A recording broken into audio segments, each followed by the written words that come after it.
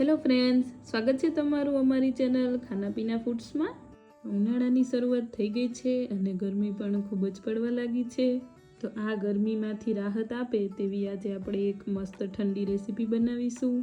એટલે કે આજે આપણે બનાવીશું કસ્ટર્ડ સેવૈયા ફાલુદો, જેને બનાવવો એકદમ સહેલો છે। તો ચાલો હવે આપણે તેને બનાવવાનું ચાલુ કરીશું। તો તેના માટે મેં અહીંયા પહેલાં એક પેન લીધું છે। પેનમાં આપણે 1 ચમચી જેટલું ઘી નાખીશું। ત્યાર પછી આપણે તેમાં સેવૈયા એડ કરીશું। સેવૈયાને આપણે આ રીતે થોડો ભૂકો કરીને નાખીશું અને હવે આપણે સેવૈયાને ગોલ્ડન બ્રાઉન કલરની થાય ત્યાં સુધી શેકી લેશું। તમે જોઈ શકો છો સેવૈયા શેકાઈ ગઈ છે। તો હવે આપણે તેમાં અડધો લીટર જેટલું દૂધ એડ કરશું અને ત્યાર પછી તેને એકદમ સારી રીતે મિક્સ કરી લેશું। હવે આપણે તેમાં 3 થી 4 ચમચી જેટલી ખાંડ એડ કરીશું। ત્યાર પછી ફ્લેવર માટે આપણે તેમાં થોડું કેસર અને એલચી પાવડર નાખીશું। પછી આપણે બધી વસ્તુને એકદમ સારી રીતે મિક્સ કરી લેશું અને સેવૈયાને હવે આપણે થોડી વાર માટે ચડવા દેશું। પછી મેં અહીંયા વાટકામાં થોડું ઠંડુ દૂધ લીધું છે અને હવે આપણે તેમાં 2 ચમચી જેટલો કસ્ટર્ડ પાવડર નાખીશું અને તેમાં ગાંઠા ના રહે એ રીતે આપણે તેને દૂધ હારે મિક્સ કરી લેશું। આપણે તેને આ રીતે મિક્સ કરી લેશું। ત્યાં સુધીમાં તમે જોઈ શકો છો સેવૈયા પણ એકદમ સારી રીતે ચડી ગઈ છે।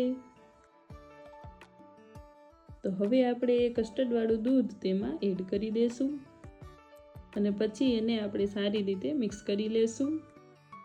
હવે આપણે તેને 4 થી 5 મિનિટ સુધી ઉકાળીને પકવી લેશું। આ રીતે પાકી જાય એટલે આપણે તેને નીચે ઉતારી લેશું અને તેને એક બાઉલમાં ભરી લેશું અને ત્યાર પછી તેને ઢાંકીને આપણે ફ્રીજમાં 4 થી 5 કલાક સુધી ઠંડુ થવા માટે મૂકી દેશું। જ્યાં સુધી સેવૈયા ઠંડી થાય છે ત્યાં સુધીમાં આપણે ચિયા સીડ્સને પલાળી લેશું। હું અહીંયા તેને પાણીમાં પલાળું છું, તમે તેને દૂધમાં પણ પલાળી શકો। ચિયા સીડ્સ આપણા શરીર માટે ખૂબ જ સારા હોય છે એટલે તમે તેને જરૂરથી નાખજો। 3 થી 4 કલાક જેટલો સમય થઈ ગયો છે। તો હવે આપણે ચિયા સીડ્સને ચેક કરી લેશું। તમે જોઈ શકો છો ચિયા સીડ્સ એકદમ સારી રીતે પલળી ગયા છે। પછી આપણે ફાલુદાને પણ ચેક કરી લેશું। તમે જોઈ શકો છો એકદમ સારી રીતે ઠંડો થઈ ગયો છે અને હવે આપણે તેને ગ્લાસમાં સર્વ કરી લેશું। તો પહેલાં આપણે ગ્લાસમાં 2 ચમચી જેટલા ચિયા સીડ્સ નાખીશું અને ત્યાર પછી તેમાં થોડો ફાલુદો નાખીશું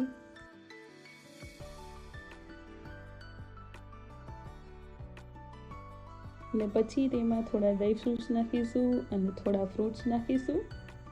ફ્રૂટ્સમાં મેં અહીંયા ચીકુ, દાડમ અને કેળા લીધા છે અને ફરી આપણે થોડો ફાલુદો નાખીશું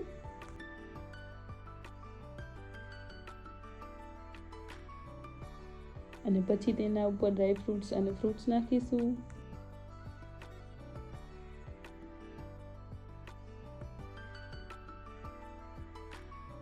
અને પછી છેલ્લે આપણે ઉપર થોડો ફાલુદો અને ગાર્નિશિંગ માટે થોડા ડ્રાયફ્રૂટ્સ નાખી દેશું।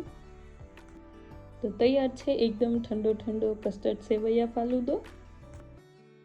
ખૂબ જ સરસ બને છે। આ ઉનાળાની ગરમીમાં તમે એક વખત આ રીતે ફાલુદો જરૂરથી ટ્રાય કરજો।